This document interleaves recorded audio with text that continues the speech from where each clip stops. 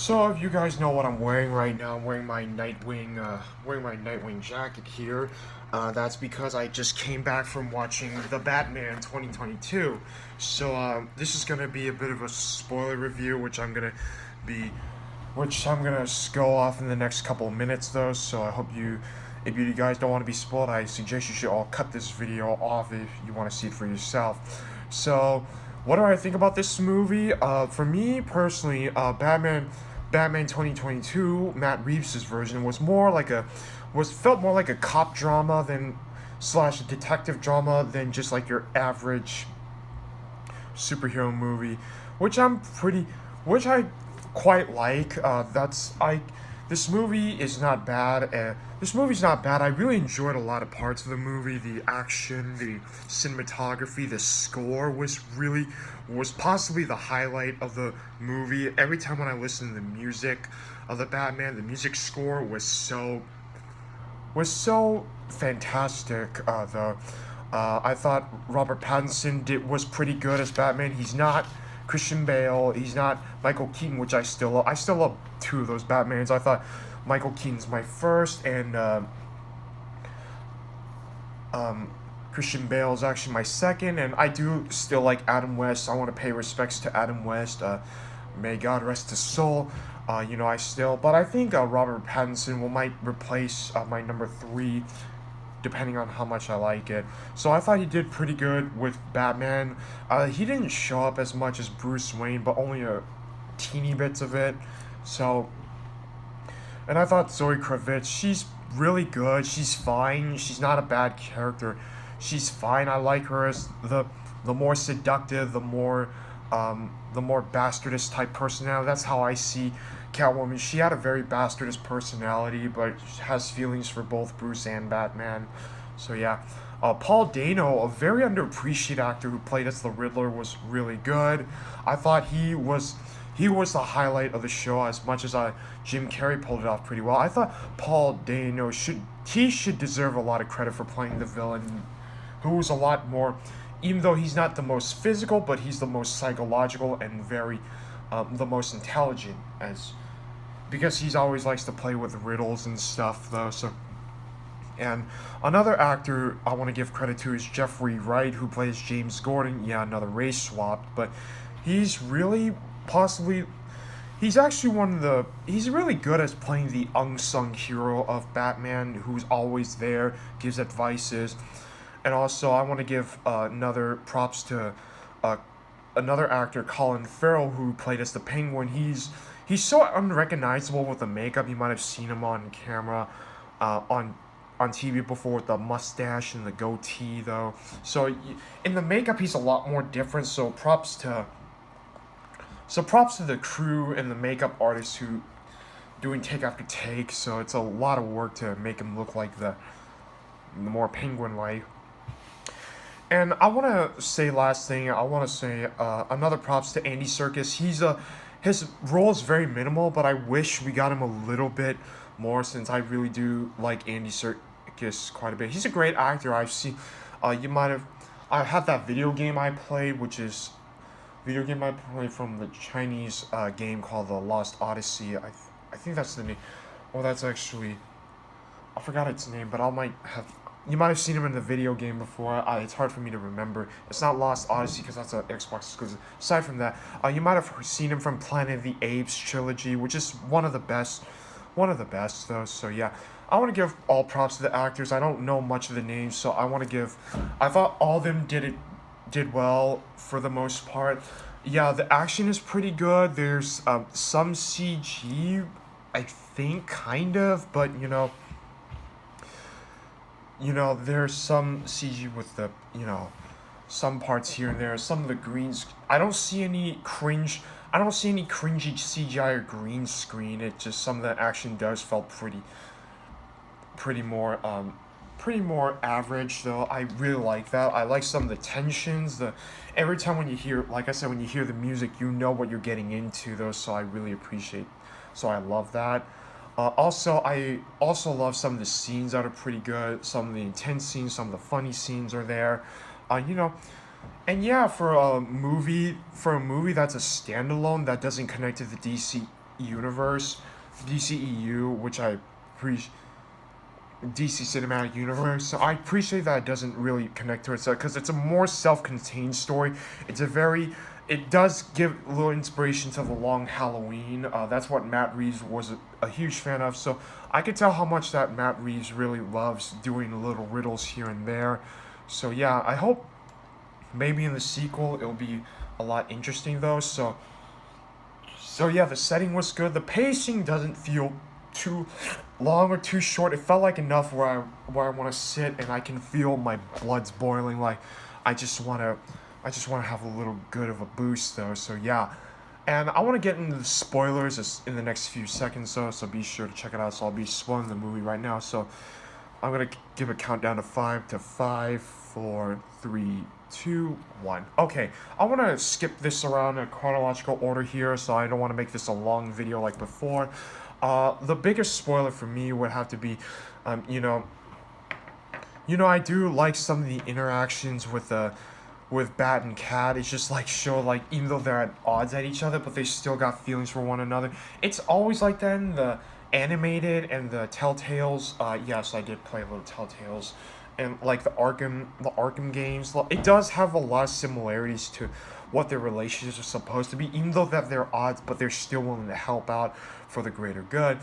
I do appreciate I like some of Catwoman's fighting abilities. Like she's more flexible, even though she's not the most strongest. She's the more flexible and the fastest because of how much that she uses her skills to do a lot of heists. And I thought her motivation was pretty okay-ish, but there are some very cringy moments for me with the white man privilege. Look, I'm not offended by it. It's pretty much what you get.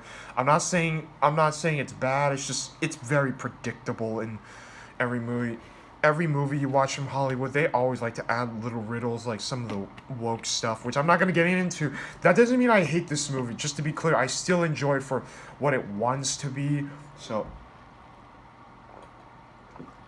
but yeah, I mean, I thought Robert Pattinson's version of Batman was pretty well balanced. It doesn't feel forced. It felt like there's some actual genuine to it. It's hard for me to memorize this movie because I only watched this one time though. So I only watch it on Thursday nights just because it's special. So I want to move on to the spoiler section for a bit. So one of the things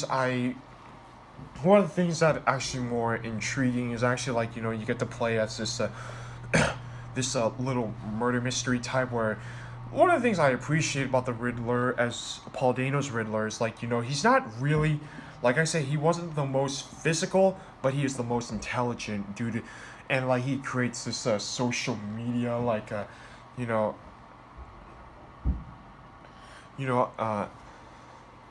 he always plays this little game. He keeps his manners straight. He gets pretty violent. He went after the corrupt politicians, the people who are connected to the GCPD, and you might have seen a few clips before of.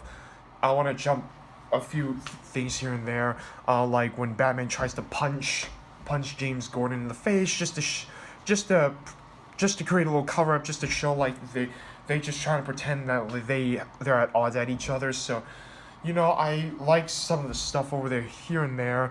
I appreciate some of the riddles. We see a lot of stuff get blown up to shit. The Riddler. I'm kind of glad we haven't had a better version of Riddler. I do like Jim Carrey was pretty good, but I do prefer this one a lot more because it felt more. It felt like there are things at stake. He's not just some guy who said, haha, I'm evil with a twirling mustache type shit. He's 5 steps ahead of Batman and way more. But that's what the Riddler is. He wants to test Batman to see if he's worthy enough to solve the puzzle. Only for a short spoiler alert, long story short, spoiler alert, he kind of solves it. Batman does solve it for quite a bit, but not as much. He kind of jumped to conclusion quite a lot more. So, yeah. And by the way, there's a lot of stuff I want to tell you, but I think you should experience it for yourself. or if you already watched the movie, you can watch this video here. So yeah, I mean, there's a unique plot twist of, you know, like Selena Kyle was actually Falcone's father, I think. Yeah, pretty much Falcone's father, Carmine Falcone's father. The actor you might have seen is actually John Turturro, though, so pretty good actor though. So, you know, so there's a lot of unique plot twists in here. They borrow some elements from The Long Halloween, by the way, great movie and a great comic. One of the best murder mysteries, like the He Said, She Said. And there's a lot of cool Easter eggs, so I want to make this video a little bit short. We get to see the Easter eggs of Thomas Elliot, you know, the Hush, shh, which I'm pretty interested. I want to see Thomas Elliot as Hush, because he's one of those Batman villains who actually knows Bruce Wayne's identity, so I want to see. Or maybe, I hope in the future they might bring in Hugo Strange, very underutilized, Anarchy. I don't want to bring another Joker again, which has already been done in The Dark Knight, which is still one of the best ones. So I want to see that. I would also like to see some of the weird oddballs like Kite Man or some other shit. Or maybe some other Batman dealers. I would like to see Mr. Freeze, since in the live action he was so underutilized though. So I thought the animated series did it pretty well. Paul Dini and you know, Bruce Timm were probably the kings of animation. So yeah, we get a lot of Easter eggs here and there. I kind of want to see the Joker, but I kind of don't at the same time, since I prefer the Joker from Todd Phillips' version, which is by far one of the best noir villain movies I've seen, which is really good. You know. And yeah, and there's a lot of cool scenes of where Batman is at the arena everything was flooding, when the Riddler tried to blow up like seven, you know, like, it's not the whole movie of Batman. It's not about him.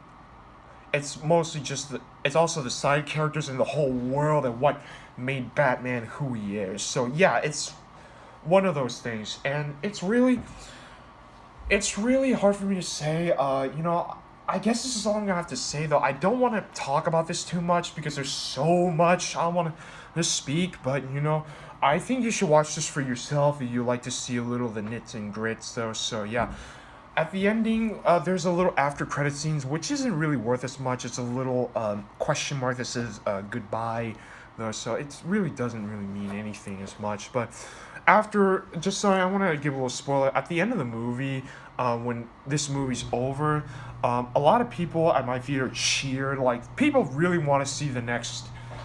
I hope the sequel is good. Maybe not. I don't know. But I still rewatch the Nolan movies and the older movies from the 1989 Also, there's a comic book version that already came out, so I might read that one again. So yeah, that's all I'm gonna have to say for this. Yeah. What do you guys think? Let me know in the comments below. Like, favorite, share, subscribe, hit the notification bell, comment below. If you have any questions. I don't want to talk about this a lot. I might talk more about it in the next couple of days or weeks.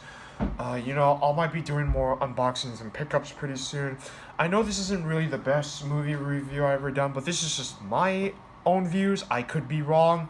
So, yeah, it's worth watching. I give it an 8 out of 10. Mostly because it's not better than the older Batman movies. I still love Mask of the Phantasm. Don't get me fucking wrong. I fucking love that movie. It's still, you know, if you're one of those people who are not into superhero movies, this might not be for you. But you're one of those DC fanatics, or you're one of those Batman fans, you want a very well-grounded Batman movie, this might be for you. Some of you might be disappointed, but this one's really good if you're into this kind of stuff. So I hope in the sequel they might learn some mistakes. So yeah, little things I'm not a fan of here and there. Just because I don't like some things doesn't mean I hate this movie. So yeah, I'll see you guys next time. Until then, I might buy another Batman merchandise like this. I bought this Nightwing jacket like back in 2017 though. So I hope you guys enjoy the videos. I'll see you guys next time. Until then, peace the fuck out.